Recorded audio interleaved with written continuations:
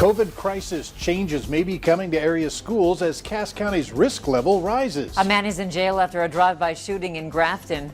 Plus, the new effort to help relieve stress caused by the pandemic. Valley News Live at 10 starts right now. Live from Fargo and serving you on TV, online and on the go. This is Valley News Live at 10. New at 10 tonight, a man is in jail accused of firing several shots at another man and fleeing from a gas station in Grafton. 30-year-old Juan Martinez of Grafton was taken into custody around 4 o'clock today. The incident prompted the public schools to go into a lockdown. Valley News Live has been the only news crew in Grafton bringing you the updates. And Valley News team's Courtney Lockie joins us.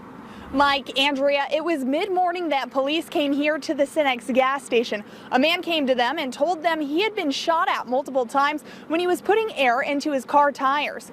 I was told by police that they obtained video from the security cameras here at the Cenex and set out to find the gunman who took off. Police identified him as 30-year-old Juan Martinez. It took about 4 hours before they made an arrest. I'm also told this appears to be a targeted drive-by shooting and that the gunman and victim knew each other. Police worked with the state's attorney to file charges, and that's part of what took so long to get the information out. One woman who worked here during the time of the incident says it was a scary morning. The cop came in and he was like, "Hey, did you know there was a shooting right outside here?" And then kind of send us all into a little bit of a scare. Pretty much ended right at that point after they reviewed the camera. Police say that nobody was hurt in this shoot. Reporting live in Grafton, Courtney Lockie, Valley News Live. All right, thank you, Courtney. Martinez faces 2 felony charges, attempted murder and possession of a firearm.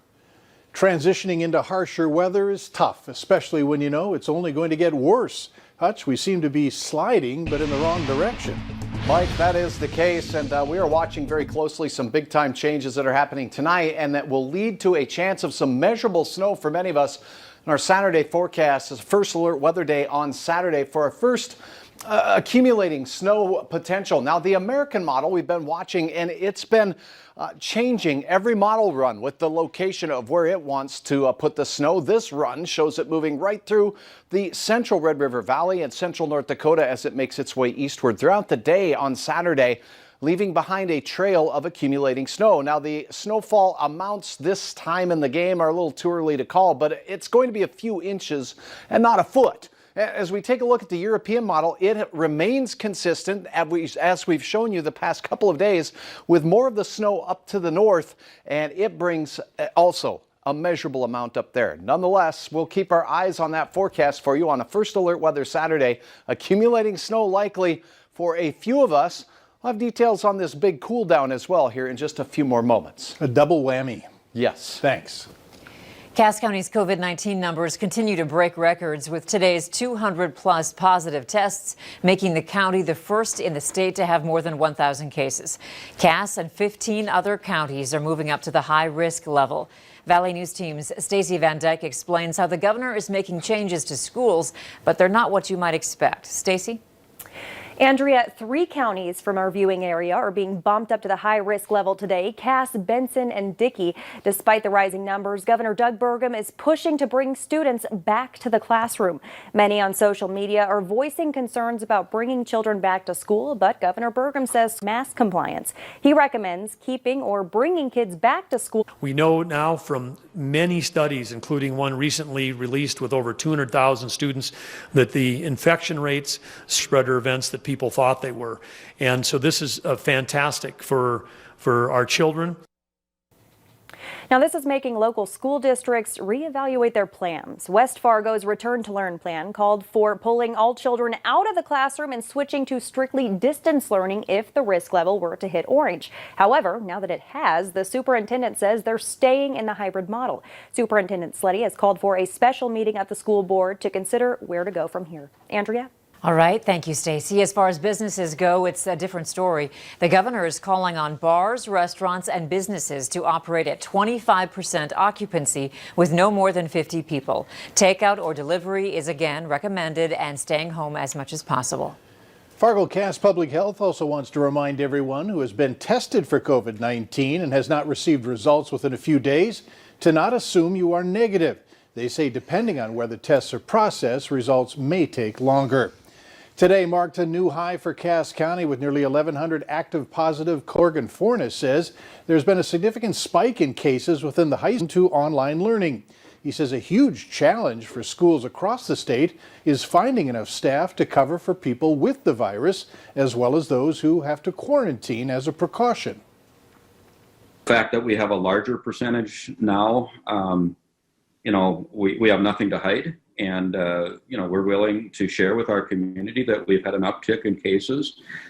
Today, Fargo Public Schools has 22 active COVID-19 cases in students, 13 in staff, which is an increase since last week. West Fargo is reporting 30 students and staff who are out with the virus. The longer the pandemic drags on, the longer the emotional toll. A new group sponsored by the North Dakota Medical Association is here to help. The Physicians Advisory Group is providing guidelines to relieve pandemic-related stress, offering a list of things you can do to regain control over different areas of your life. They're 1 hour a day, among other things. I think it truly is a love letter. We want patients to know this. We want you to have something that you feel you can master and control and totally take ownership of. More than 100 physicians across the state have signed off on the letter, and you can find it by clicking on this story at valleynewslive.com. The body of a missing 80-year-old man with dementia was found 800 feet from the Maple Valley Memory Care Facility where he went missing. Robert McKinnon's body was found yesterday inside a vacant building. The building was being shown to potential buyers or renters when McKinnon was found. We tried contacting the owner, but were unsuccessful. An autopsy will be done to determine McKinnon's cause of death. This was day 3 of confirmation hearings for Supreme Court nominee Judge Amy Coney Barrett. While the hearings will continue tomorrow, today was the last day senators will hear from her before her likely confirmation to the bench. Tomorrow, the committee will hear from outside witnesses. Republicans hope to have a final vote the week of October 26th. Even though the Supreme Court has ruled that the U.S. Census can stop, some are concerned that not enough people have been counted, and federal funding and congressional seats are at stake. However, the Census Bureau reports that more than 99.9% of households nationwide have responded. Louisiana is behind other states because of both hurricanes and the pandemic, but North Dakota is among states with a response rate above 99.9%. Where we benefited the most was the starting of non-response follow-up on July 30th, or nearly a 2-week head start on everybody else. That gave us a leg up. And Iverson's close as possible. Later on Valley News Live at 10, a trip to their coolest discovery ever. And cold air piling into the region tonight. A gorgeous setting sun with some color, Andrea, in the skies. We'll enjoy that while we contemplate cold weather and snowy weather for some in the forecast. Details next.